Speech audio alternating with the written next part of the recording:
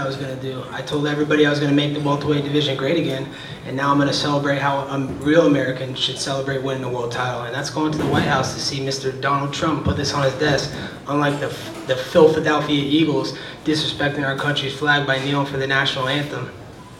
What's more personally satisfying for you? I mean, every fighter is working towards a UFC title, and now you have one. I mean, is it that personal accomplishment and satisfaction, or is it, you know, all the haters and all the doubters and everybody that said you wouldn't do it, you know, being able to kind of shut them up, basically? Yeah, I said everything I was going to do. You know, I don't think there's very many media that picked me to win this fight.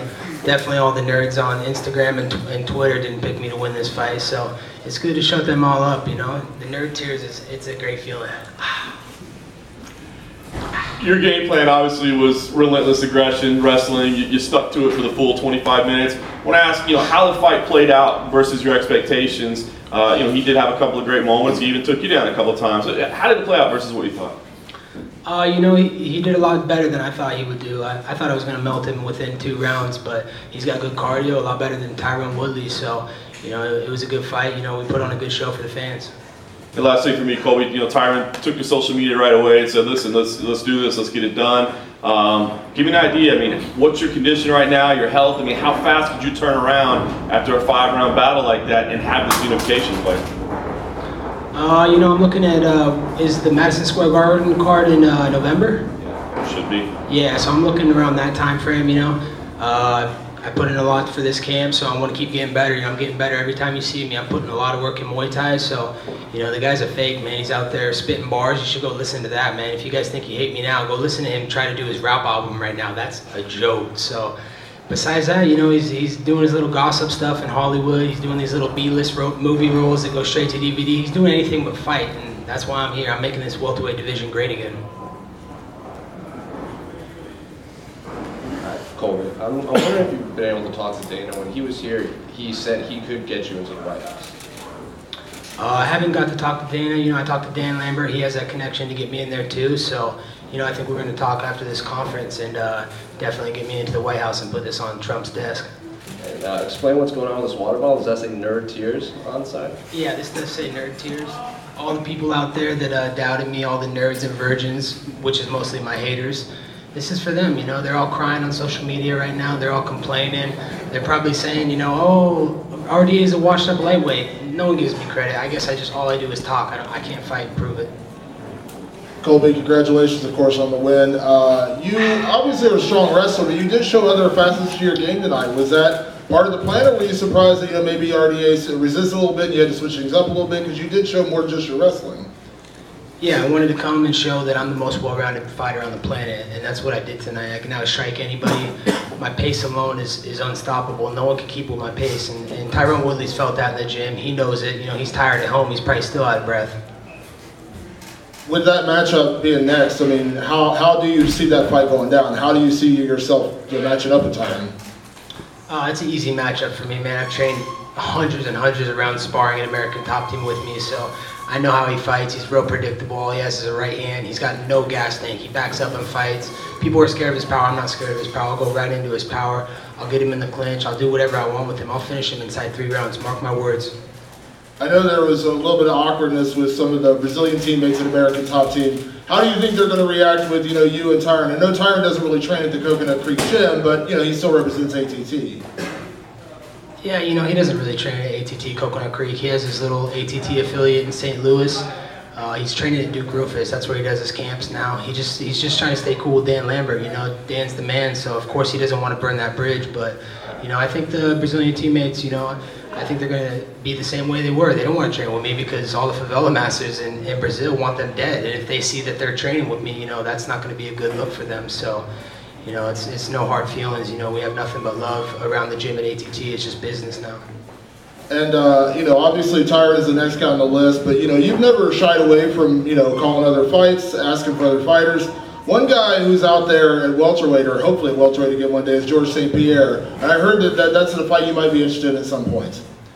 Yeah, I'm definitely interested in GSP, that Serb-sucking Canadian. I'll bury him right where he stands. Colby, congratulations on the victory. Were you surprised that there was some Colby chants going on this evening? No, not surprised at all. I think these people now finally get what I'm doing, and I'm putting on entertaining shows for the fans. And I think I'm probably going to turn to a babyface for my next fight because nobody likes Tyron Woodley. That guy's too busy gossiping about the Kardashians, and he's in Hollywood on his little TMZ stint. So I think people are going to really embrace me, as making this division great again like I am. Thank you. Actually, speaking of that, congrats, Colby. Looking at the replies on Tyron's 2 tweets about you, overwhelmingly positive in his favor. And so I wonder if you feel like you're almost doing him a favor here because, for his last few fights, the fans have been kind of against him, but they're all saying, shut him up, beat him up, things like that. Yeah, he could try. The same thing went for RDA tonight. They all still said, hey, shut him up, but now he's the most wanted man in the world right now. Everybody hates him, so everybody hates me. So now that he lost to me, he's not going to be able to show his face in Brazil anymore. So, Tyron Woodley, same thing. Everybody, the same thing's going to happen to him, the same fate, and they're going to turn on him after I beat him. Does this really feel to you like you're the champion? Like, is this the feeling that you dreamed of when you dreamed of becoming a champion, or do you feel like you'll only feel that way once you beat him? This is the undisputed strap. He had a chance to fight me last December. He was good to fight Nate Diaz. He was good to fight GSP, but he couldn't get his money fight, and all of a sudden he used preventative shoulder surgery that he waited 8 months to get after Damian Maia. So this is the real strap. He has the paper strap. Now he knows I'm the money fight. I built that fight, and no one wants to see him. They want to see me. And just one more thing, you've seemed to have drawn the ire of your former roommate, John Jones. He was tweeting a lot about you, and I'm wondering if you had any response to some of the things he was saying. No comment on John Jones. He is who he is. What do you mean by that? I mean, he's done what he's done for himself. I have nothing further to say. This is the real belt, so I don't have anything to say about him. Thanks. Colby over here.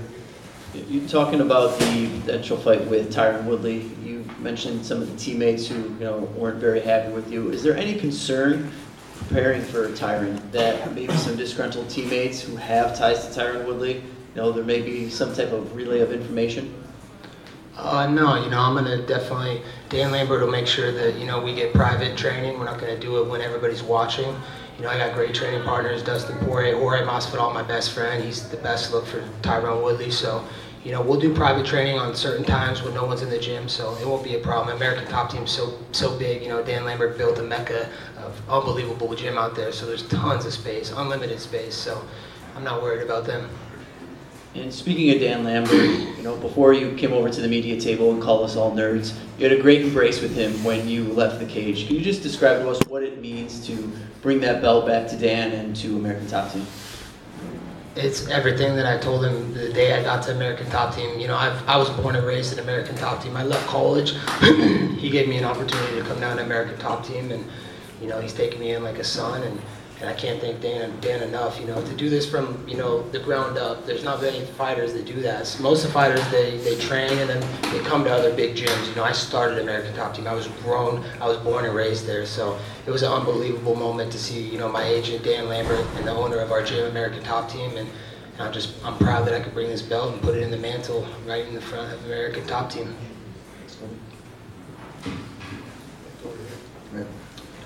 Hi, I understand your fervent support of Trump and of the anthem, but are you aware that none of the Eagles ever kneeled?